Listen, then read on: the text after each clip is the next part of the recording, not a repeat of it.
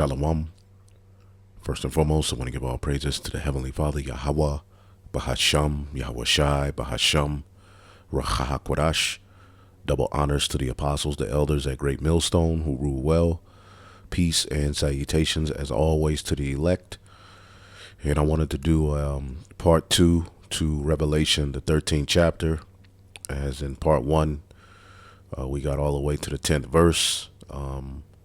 Which in this chapter, John is describing the beast system, that will lead to the return of who the world ignorantly calls Jesus Christ. All right, Esau's power structure. And we talked about how Rome, the dragon, gave the beast system its power and authority.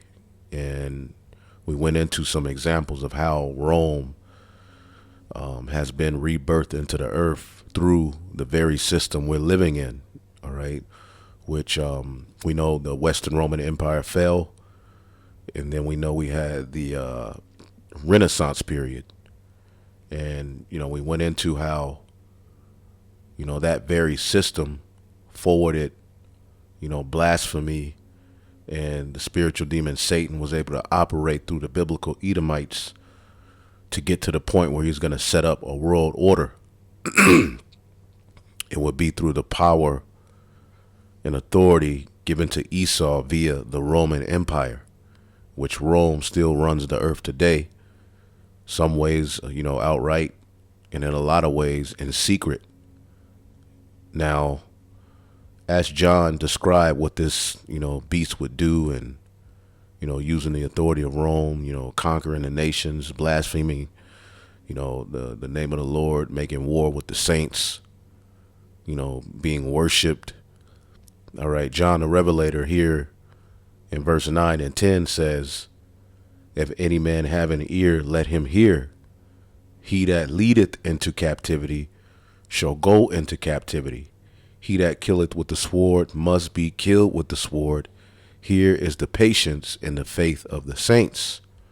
All right. So John the Revelator,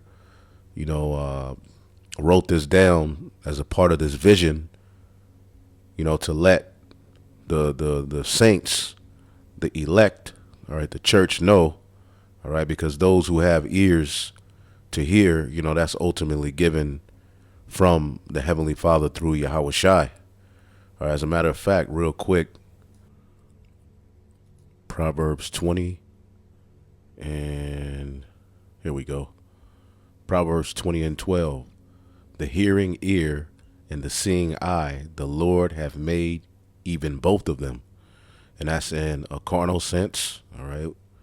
And that's in a spiritual sense, okay? And Yahweh Shai himself, many of his sayings, he said, if you can receive it, all right, or if you have ears to hear, all right, basically speaking unto those who ultimately it's meant for, because the spirit of truth ain't open up to everyone.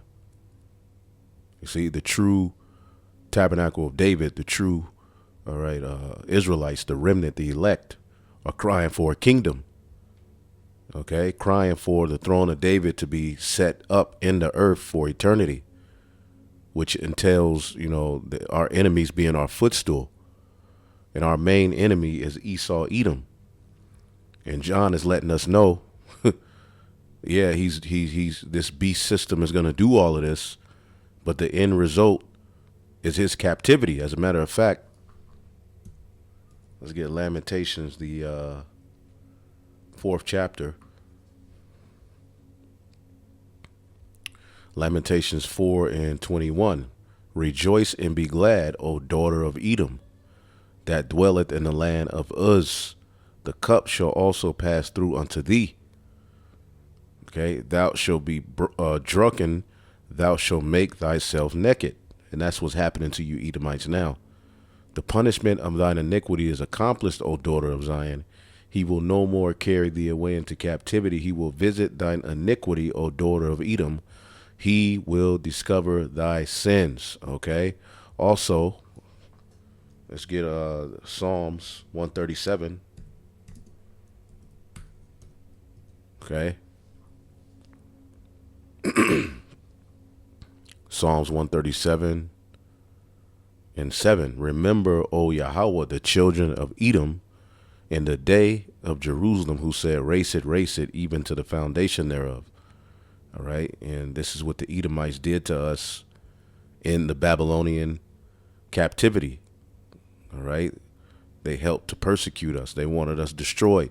They helped the Babylonians, okay, to take us down. O daughter of Babylon, who art to be destroyed. So remembering Edom's sins and all that they've done, all right, which this race it isn't just tied to one, situation. They've always historically and prophetically have been, at the forefront of trying to destroy us. When we left out of Egypt, the Amalekites were the first nation to attack us. They've always wanted us destroyed. All right. But this is speaking of, a prophecy of what will happen, at the time of the Neo-Babylonian Empire as well. So, O daughter of Babylon, who art to be destroyed, happy shall he be that rewardeth thee as thou hast served us. Happy shall he be that taketh and dasheth thy little ones against the stone.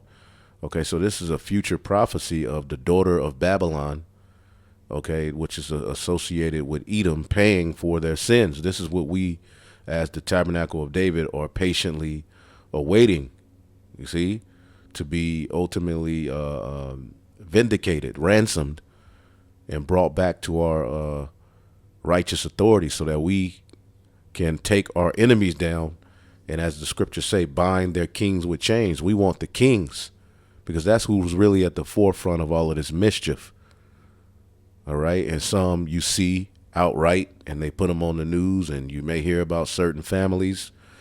All right. But there's people we have no idea, and we'll, who the hell they are and what they're doing, who are in power. Okay. So the way that Esau would pay, all right, as we just read, is through the destruction of Babylon the Great.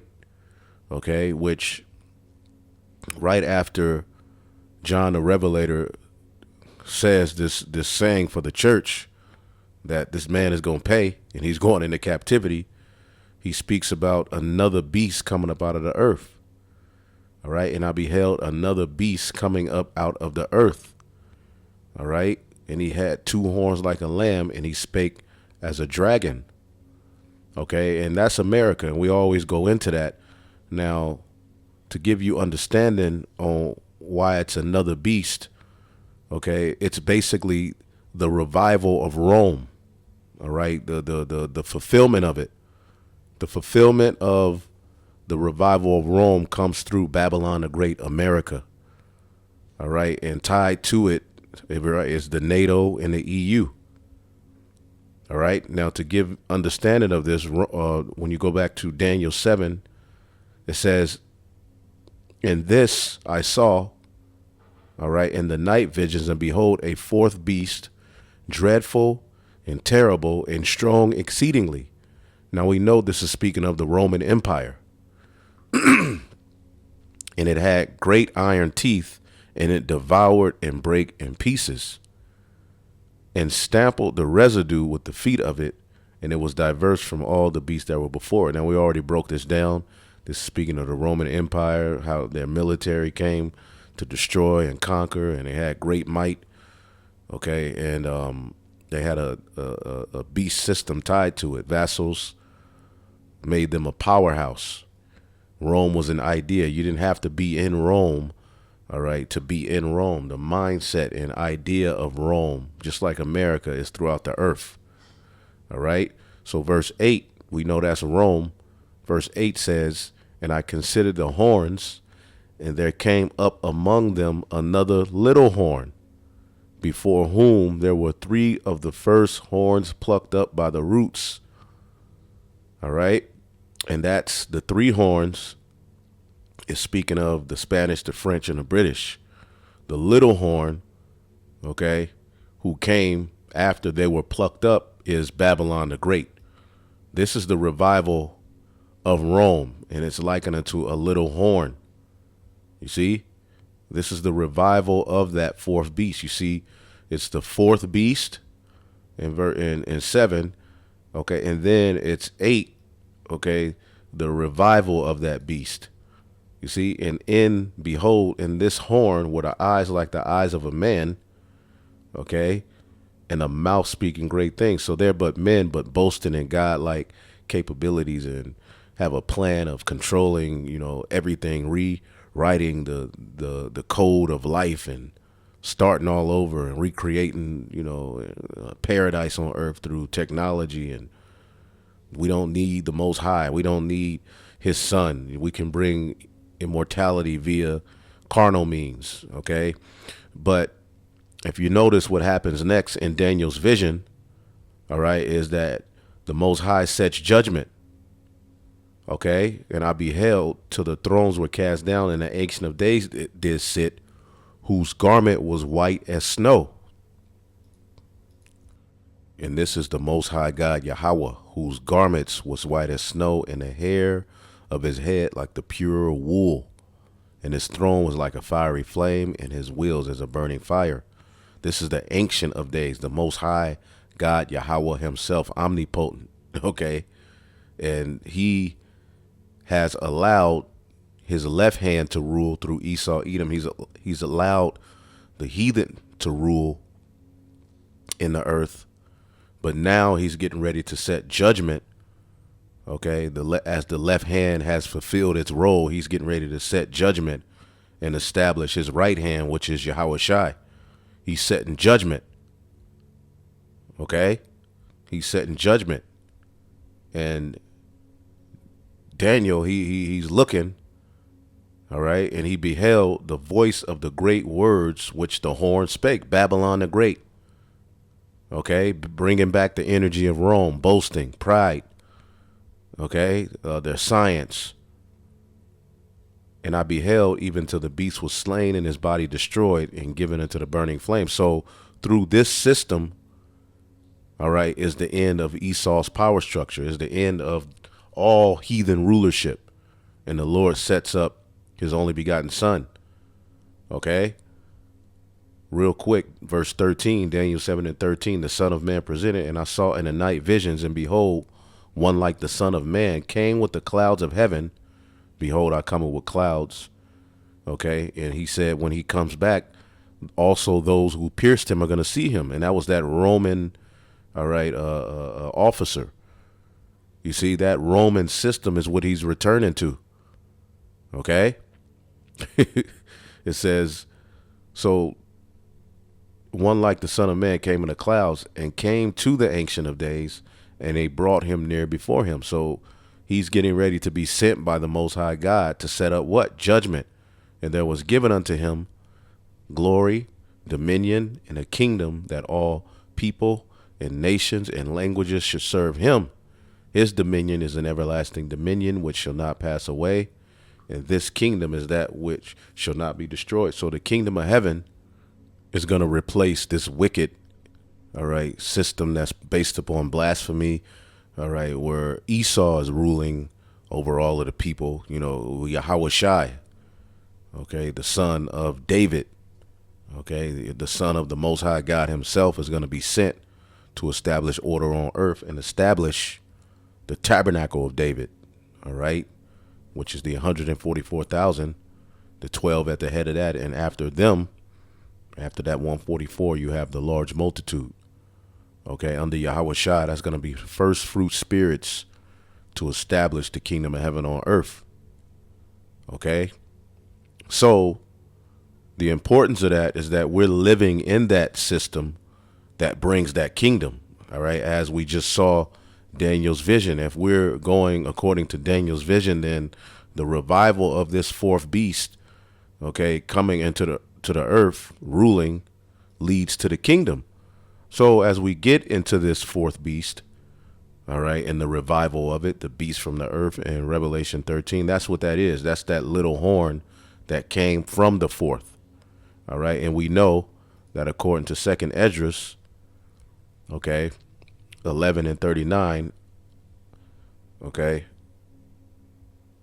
it says in the fourth, verse 39, art thou not it, that remainest of the four beasts whom I made to reign in my world, that the end of their times might come through them. See, and the fourth overcame, all right, all the beasts that were past. So this is the Roman Empire. But again, this is the last of the beasts that's going to reign in his world. Okay? This is why John ensured us that he that leadeth into captivity, he that did all of this wickedness is going to go into captivity. And he that killeth with the sword, all right, which Esau was blessed with the sword, he's going to be taken down by the sword. Okay? And even greater as the Heavenly Father establishes us in our new bodies. So, Revelation 13 and 11, and I beheld another beast coming up out of the earth, okay, and the revival of Rome, and he had two horns like a lamb, and he spake as a dragon, all right, and we always go into that, how that here in America you have, the Democrats and the Republicans, these two opposing sides, which, people fall into these, categories by linking onto one, and they're being led, to ultimately a system to where they have no rights, okay, and won't have anything and be happy, okay. And back in ancient Rome, you had the plebeians and the patricians, okay. So these two horns present themselves as a lamb, as if they're for the people, but they're leading you to a system to where they're going to have your actual soul, all right, in a mass enslavement. And he spake as a dragon. It goes back to Draco, an Athens, Greece lawgiver, who was known for his harsh laws, all right, meaning he passed some very harsh laws. And harsh laws are coming into the earth. They're talking about making a $1,000 fine if you have particular talking points. This is what's coming. And he exercised all the power of the first beast before him. See? And he exercised all the power of the first beast before him, going back to the ancient Roman Empire, and calls it the earth and them which dwell therein to worship the first beast whose deadly wound was healed. Whose deadly wound was healed? Okay, the Roman Empire via the Renaissance period. Okay, so again, the ideologies and everything that stem from the Renaissance, all right, it's all complete through America, all right, NATO and the EU. Okay, this is how the first beast, all right, is living again, through America, because he what? Exercise it. Let's look at the word exercise it. He exercises all the power, okay? He exercise it.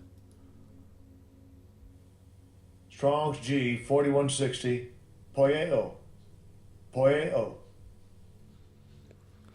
Okay, bring forth, perform, to produce, construct, to put forth, constitute, appoint, celebrate. They're celebrating Rome through these establishments, okay?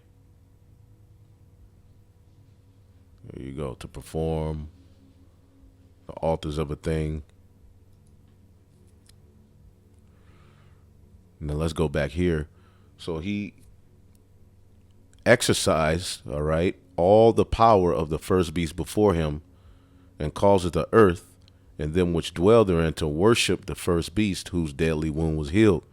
All right, so people are wandering after the beast. And let's look up this word worship. Okay? Because that comes with all of the philosophies, the political, field. Our people are down for it. The feminism, the reversing of roles and establishing of idol worship instead of the establishment of Yahweh Bashem Yahushai. The Christmas where you're worshiping this false, Tammuz, which means sprout. All right, which that's the sun, Satan, all manner of garbage, man. Okay, and our people, proskuneo, okay, kiss the hand towards and tokens of reverence. All right, among the Orientals, especially of the Persians, fall on the knees to touch the ground with the forehead as an expression of profound reverence. And people reverence this technology. People reverence this age, this medicine, this new way. They're people have no regard for Yahweh Bashem Yahushua through this system. They're worshiping, all right, the first beast. They're really worshiping, all right, that Roman way of life. They're bowing to it. All right. The doctrine, the gospel, the Bible, none of that matters in this world. Okay, people have pretty much, all right, expressed their respect or made supplication to these philosophies, the Big Bang, okay, and all of that. You see? Now, let's read it again.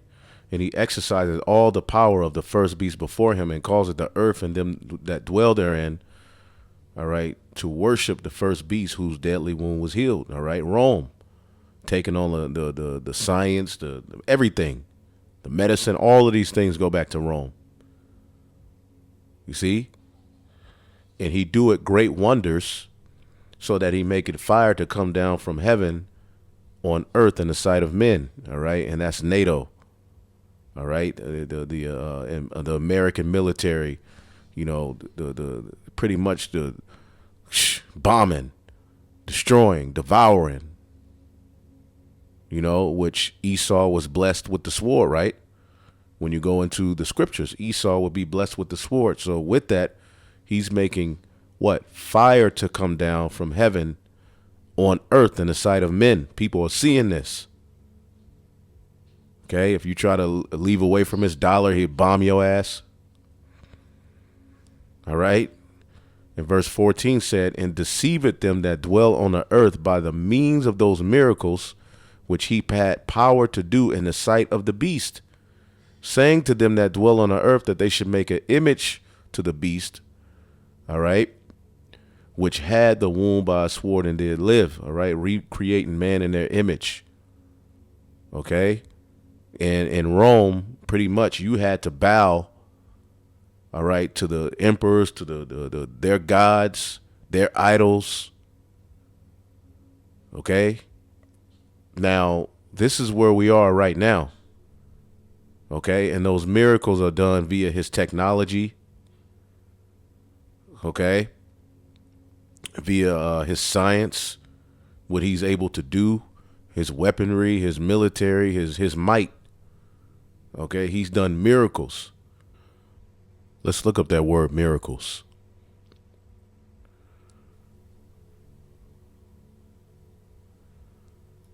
And he's definitely deceived every damn body. Everything's fake. Okay?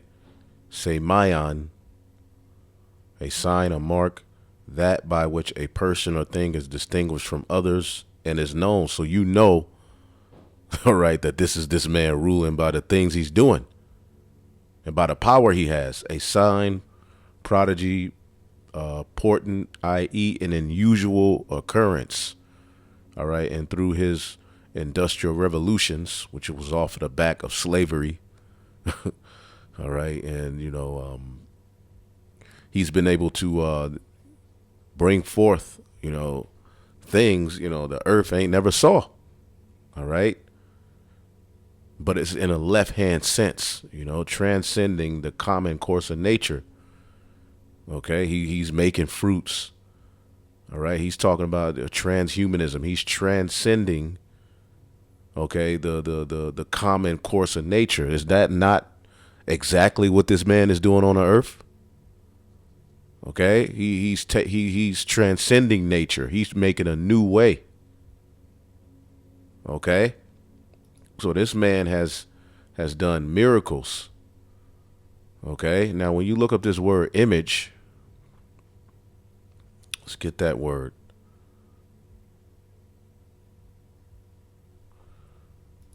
All right. Icon. Icon. All right. The word means image, figure, likeness. He's trying to make you in his likeness. You know, he's basically using the impulsive beast, you know, nature of man, all right, to, you know, and lust and desires and, you know, witchcraft to ultimately gain control of man. Okay. Here you go. The image of one, all right, in whom the likeness of anything is seen. All right. Just like, you know, the angels, the Alahayim, made man in their likeness. Okay. And that was ultimately speaking of the chosen man, you know, Adam, who had Seth, all right, and before that Abel and so forth. Okay. But he is trying to recreate creation in his image. All right, which is an image the Heavenly Father despises. Okay, so icon. All right, an image, the word that involves the ideas of representation and manifestation. Okay, so you're witnessing a representation of Rome, a manifestation of Rome. All right, Ico, to be like, and the people. All right, as the scriptures say, let's get that in the book of Sirach, the 10th chapter. Sirach, the 10th chapter, and the second verse. As the judge of the people is himself, so are his officers, and what manner of man the ruler of a city is, such are all they that dwell therein. So the people have become like Esau, proud, silly, all right, covetous. Okay, they basically doing as thou wilt, impulsive. And that's what the number 6 is associated with, the beast like impulsive qualities, you know, the flesh, lust. See? And that's ultimately the power he'll have is through, you know, this earth. He will never have power over the heavenly body. Okay? But right here, there you go. So he's made man in his image. This system has brought forth a very, very dark, backwards, wayward way in the earth. It's all predicated upon evil. Okay? And it's all in the image of Rome. He's reestablished Rome. All right, verse 15. And he had power to give life to the image of the beast, that the image of the beast should both speak and cause as many as will not worship the image of the beast that they should be killed. So how has this beast given life to the image of ancient Rome? Okay, which remember the dragon was ancient Rome, gave the beast this power. Okay, so this beast that is, you know, headed by the power of Rome, how has it been given power in these times, and how is it both speaking, all right, and living right now? Well, all right, let's just go to civil law. All right, civil law is a legal system originating in mainland Europe and adopted in much of the world. The civil law system is intellectualized within the framework of Roman law. Okay, everything goes back to Rome. All right, now to solidify that, we'll play this documentary that I've been playing for years, but it brings the point home. But is that all Rome had to offer? Typical perceptions of Rome include constant gladiator games, wine-fueled orgies, and prosperity among all. These are all dramatized visions of a glorious culture that was far more similar to our own than it was different. Their influence and contributions can be felt even today. By examining the history and culture of ancient Rome, we're able to see that not all of Rome died in its collapse.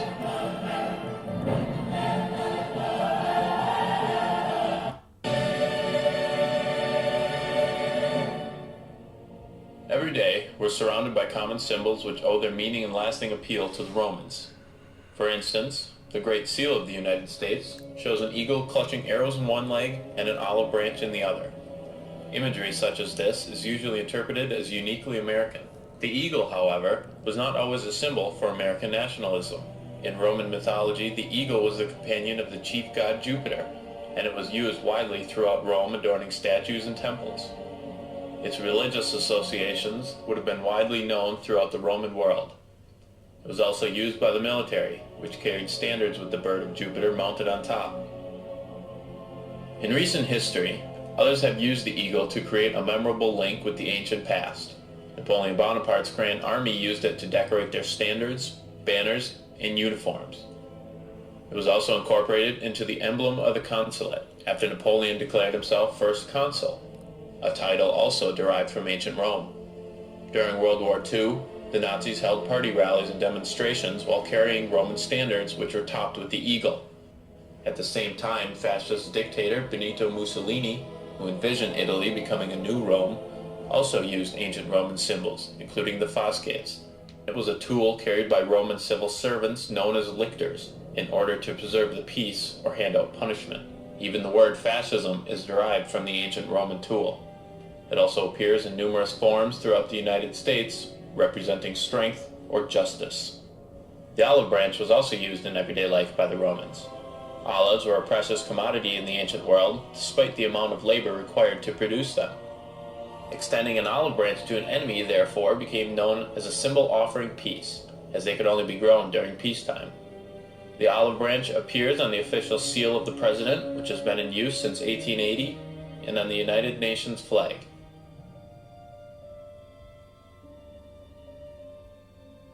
In the mid-1st century BC, Julius Caesar replaced the old Roman calendar, which had 355 days, with a new one, reorganized with 365 days, with one leap year every 4 years. The renovated Julian calendar is essentially identical to the calendar system used today. Originally, the older style calendar put the beginning of the new year in March, at the start of spring. Julius Caesar had the new year coincide with the 1st of January. Most of the names for the months are derived from the original Roman names as well. January from Janus, god of doorways and beginnings. February is derived from the Roman festival of Februa. March is the month of Mars, the god of war. April comes from the Roman month Aprilis. May for the Roman Maya, goddess of spring. June is named after the queen of the gods, Juno. July gets its name from Julius Caesar, who rededicated the month after himself. August was renamed in the same fashion after Augustus, first emperor of Rome. And September, October, November, and December simply mean the 7th, 8th, 9th, and 10th month. Certain religious festivals from ancient Rome were replaced with Christian holidays as paganism declined under alternate names but with similar meaning. A Roman festival known as Lupercalia celebrated fertility and health. It was held February 15th and is the modern equivalent of St. Valentine's Day. Often used as a symbol for the modern holiday is the chubby winged child known as Cupid, which was the Roman god of erotic love. In December, Romans would honor the god Saturn during the week-long celebration of Saturnalia. This was held at the end of the month and is believed to be the basis for celebrating Christmas during this time.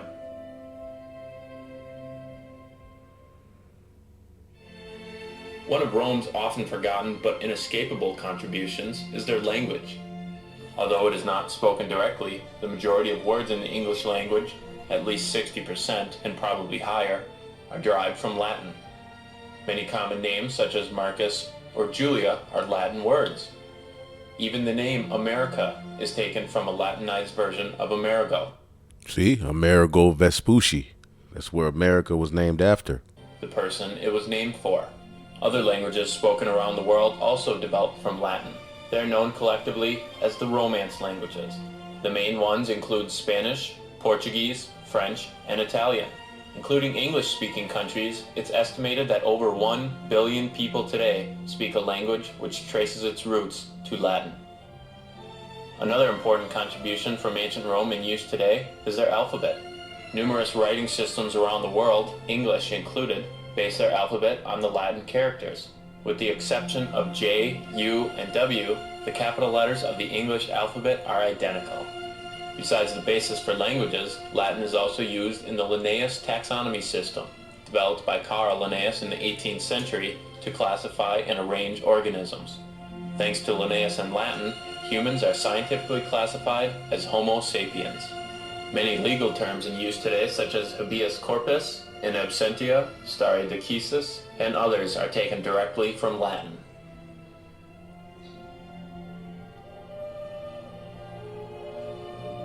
At the heart of Rome was its government. During the Republic era, a code of laws known as the 12 Tables were created, which protected the rights of all citizens. Roman law would eventually spread and become the foundation for numerous law systems throughout the world. Because of the 6th century Emperor Justinian, who collected all works of law and assembled them in a single doctrine, Roman law was preserved until modern day. In one form or another, it was the basis for most of the European law systems until the end of the 18th century, and even the English common law, which helped influence the U.S. Constitution, borrowed from the ancient laws of Rome. Even in America, founding fathers like Thomas Jefferson and John Adams hung on every word of Roman writers like Sallust, Tacitus, and Cicero. And some of these historians wrote about Yahweh Shai. But I mean, you can clearly see how Rome, the image of Rome is speaking and living today. It's not a picture of Caesar Borgia. Okay? So worshiping the image, okay, is different from receiving the mark. Worshiping the image, you can repent from that. But to take the mark is to pretty much say, you are my owner. Okay? And you're going to have a choice. See? It's either that or death. People, what if they force it? No, you're going to have a choice. And if you're not down with taking it, or a system that would even consider it, you're going to be a part of a particular group. All right? And laws are going to be put into the earth to where you can be hauled off and, beheaded. And the bottom line is, what are you at this point seeing what this world has to offer and what they're bringing forth? Why does it even, you have to ultimately love not this life unto the death. And the Lord has shown us more than enough, all right, to understand that it's no such thing as death. And we live with Yahweh Shai when he returns. The scriptures talks about the 144, their works do follow them. Because the 144, all right, the ones who are on the planet Earth singing this new song, they're speaking against this image. As a matter of fact, we're showing you the image of the beast, but don't you know the Lord despises that image?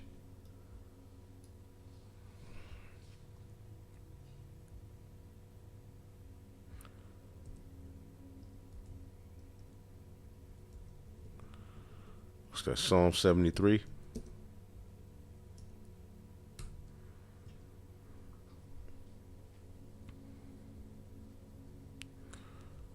Psalms chapter 73 and 20. As a dream when one awaketh, so, O Lord, when thou awakest, thou shalt despise their image. So the Lord is not with the image of the beast. He's not with these wicked ways and this wicked, impulsive, destructive way of life that's being established into the earth. So he's sending his prophets out as you Edomites are trying to establish your image and make a name for yourselves. Okay, and set up your standard in the planet Earth. Make yourself an ensign. As a matter of fact, let's get that. It's in the Psalms.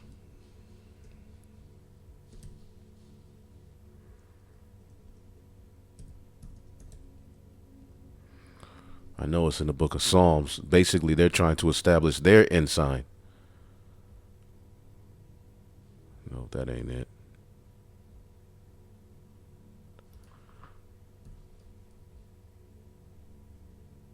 There we go. Psalm 74:4. Thine enemies roar in the midst of thy congregations. They set up their ensigns for signs. Okay, now who's the true ensign? All right. Isaiah 11 and 10. In that day there shall be a root of Jesse, which shall stand for an ensign for the people, and to it shall the Gentiles seek. right? The Israelite foreigners, and his rest shall be glorious. All right, when you look up this word ensign, and that's basically talking about the restored remnant, as Esau's trying to establish his ensign, the ensign we're looking to, all right, which the word ensign is nasa, all right, something lifted up, the banner of Yahweh B'Shem Yahushai. Okay? Standard, signal, all right? And we're looking to Yahweh Shai, and they're trying to set up their standard. Okay? That's why Davos means son of David. They're trying to what? Usurp the authority of Yahweh B'Shem Yahushai. See? And establish their image. But we can clearly see how this image of the beast that did had a wound and live, ancient Rome, is living again right now and speaking through the laws, through the policies, through the Olympics, through the sports, through the very energy. Okay, the religion which forwards all of those idols of ancient Rome. Considering every character they wrote worth studying, George Washington was considered the Cincinnatus of America for his reluctance to hold power and his patriotism for his country. Because of this, many statues were created with Washington dressed in Roman-style clothing.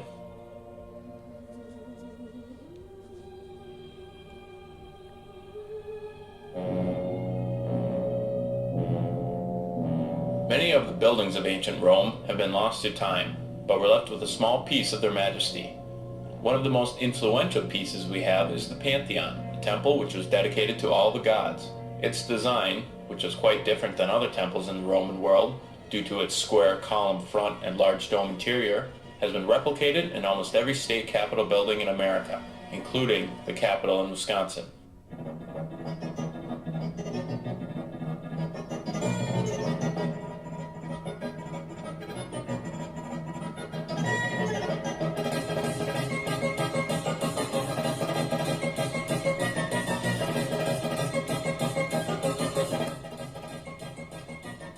The Emperor Trajan was centuries ahead of his time when he built what is considered the first multi-story shopping mall. And it was equipped with the ancient equivalent of all the stores we might find in a modern mall. Shopping malls. Sports fans as well owe some debt Colosseums. to the Romans for their architectural endeavors. Modern stadiums, which itself is a Latin word, are modeled after amphitheaters, a must in any great Roman town. The most famous of them is undoubtedly the Colosseum. Romans also loved going to the races at the Circus Maximus, a large oval track used for chariot racing. The Romans, like audiences today, enjoyed a good spectacle, often betting on their favorite gladiator or charioteer. There were also inventions like the hypocaust system, which circulated warm air through chambers beneath flooring. It was especially useful in bathhouses where heated floors were a necessity. This subfloor heating Bathhouses. is similar to a system in homes today, centuries after it was first conceived.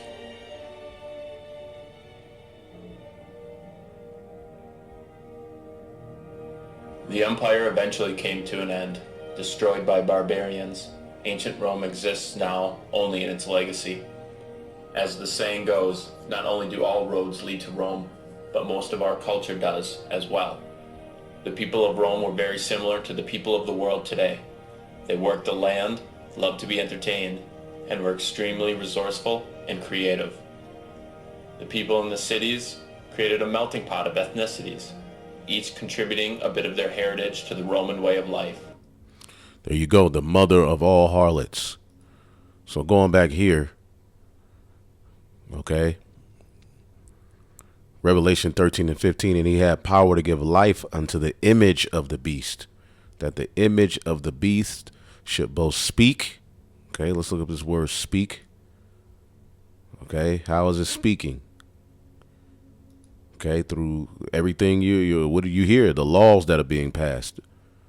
Okay, it's all predicated upon ancient Roman law. La eo, to utter a voice, to use a tongue, the faculty of speech.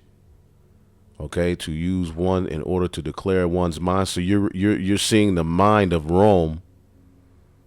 Okay, a matter of fact, let's get Psalm 73 again.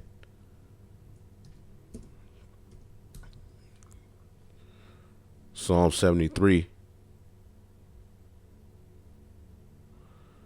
and 9. They set their mouth against the heavens, and their tongue walketh through the earth. Their philosophies. Okay? Which that's what it said Satan would do after he was loosed out of his prison. So the worshiping of the image aspect, okay, as you can see here, he's caused the image to speak and live. And that as many as would not worship the image, if you didn't bow, as the scriptures say, the Lord has reserved 7,000 which have not bowed the knee to the image of Baal. All right, which is a complete number. Okay, so as many as would not worship the image, they should be killed. Okay, and that's happened, over time. The people who try to leave the dollar, you was bombed. Okay, that word also. Okay, that word also.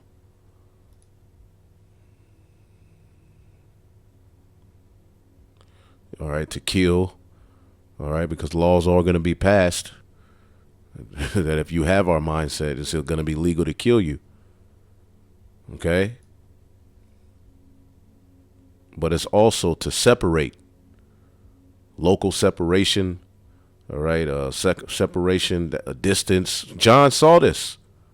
Social distancing. All right? All right, where the fellowship or separation of one thing from another, which a union of fellowship, is destroyed. And we saw that, and we see that coming with this system. If you don't have particular things, if you don't stand for particular things, you don't allow particular things into you, okay, you can be separated and eventually killed for not bowing to the image, not worshiping the image. So worshiping the image is basically taking on this do as thou wilt, Roman, the politics, democracy as a whole, feminism, the society standard on gender roles, family structure, pagan holidays. Okay? And see, those are things you can repent from. But see, most people really are wandering after the beast, and they don't see no other way out. They think this is it. They think he's God. They think that this is the only way a kingdom can ever be ran, the greatest kingdom ever. All right, the thought of a God, the thought of a kingdom outside of this doesn't exist in their mind because they're drunk. So next, after he does that, which the medical field is a part of that, the worshiping the image, you're gonna have to do particular things, which you're bowing to their gods and idols when you do those things. See? And the elect ain't gonna bow. See, the elect have the mindset, all right, and they're saying basically, if you worship, all right, the beast in his image, all right, which is predicated upon ancient Rome, and receive his mark in his forehead or in his hand, all right, so worshiping the beast in his image is separate from receiving a mark. And see, this is something these guys never break down, because with that mark, it's going to distinguish and change the way you buy and sell. All right. And most people are going to get it in their hand. All right. But people are going to also be getting it in their foreheads. All right. People with ailments. Okay. And we're going to get into all of that real quick. But, Revelation 20 and 4, and I saw thrones and they that sat upon them, and judgment was given unto them. And I saw the souls of them that were beheaded for the witness of Yahweh Shai and for the word of the Most High, and which had not worshipped the beast, neither his image, neither had received his mark upon their foreheads and their hands. Okay, so if the mark is a mere philosophy, which now they want to throw in, it is a chip too, but it ain't here yet, and it may come. Nah, man, y'all wasn't saying that the chip exists. Y'all mocked the chip. Okay? So the worship in the image is the doctrines and philosophies, the religions, the political system, the military, all of that. That's the image of ancient Rome. The sword. See, but to receive the mark is to ultimately accept him as your God. to willingly say, you are my God, I belong to you. I want to be recreated in your image. You see? So after he's pretty much wore everybody out and set up systems on earth to where you're separated if you don't worship, people get put to death. You're starting to see all of these things happen. He's going to cause all, both small and great, rich and poor, free and bond, to receive a charagma in their right hand or in their foreheads, which we always go into this. And I'm just doing this for those who may have never saw. We go into this all the time, but it's a part of the new song. So, all right, who's ever telling the truth should be talking about this all the time anyway. But that word mark, charagma, okay, is an imprinted mark, a badge for the followers of the anti-Messiah, a mark branded upon horses for ownership, a thing carved, sculpture, graven image, an idolatrous image, something carnal, all right? And the proof is when you go to the book of Acts 17 and 29, it says, for as much then as we are offspring of God, we ought not to think that the Godhead is like unto gold or silver or stone or graven art, all right, and man's device. So the mark is something physical, okay, that will be in people's hand or in their forehead, okay, and that will be the new means of buying and selling, which the digital currency is here. The infrastructure for that system is already here. And Crown Royale 2019, all right, was the means of them setting up a system like this. Okay? And if you don't have this mark, so the system that's going to lead to the end will be the system that brought this forth. Okay? That had, and that no man might buy or sell save he that had the mark or the name of the beast or the number of his name. And see, if you have that mark, you've taken on his name. His number is upon you. He's altered. He's changed. He's basically made you and recreated you for his purpose. You're programmed now for his way. He basically got a patent on you. His name is on you. He's put his stamp on you. You've entered into a covenant with him. See? Here is wisdom. Let him that understandeth count the number of the beast, for it is the number of a man. Esau, Edom, the man of sin, and his number is 666. And we always go into the chi-side stigma aspect, okay, which ultimately this system is to make man a trackable human resource, a device, make you the device, make you a barcode, okay, a scannable just product. And that's fulfilled in chi-side stigma, which stigma, all right, we know is an ancient system, all right, to where men, all right, branded their particular master's name on them. So with all of this technology and everything that we see being brought forth before us, okay, again, let's just go to it in Galatians to bring up the point, because you may have people who didn't see the last videos, because we go into this all the time. But we're going to get the word mark, all right, to show you what stigma means. Chi-side stigma, 666, stigma, a mark pricked or branded onto the body, all right. In ancient Oriental usage, slaves bore the name or the stamp of their master, commander, branded or prick cut into their bodies to indicate what master or general they belonged to. And they were, even in some of these devotees, stamped themselves, all right. And we see that happening now. So if that which is then is now, okay, we see this 666 system, all right, being implemented into the earth, man. We clearly see it. So that's the breakdown. I mean, we always go into it, and there's more, but this system will be the system that brought forth, okay, this evil, wicked device, this plan, these miracles, try to totally X out the Most High. But again, as we always go into Revelation 14, the testimony against it, and then Revelation 15, victory over it all. And that's where we headed. Stay on the right path. Hopefully I will edify it. Any questions, ask on the comment board. Shalom.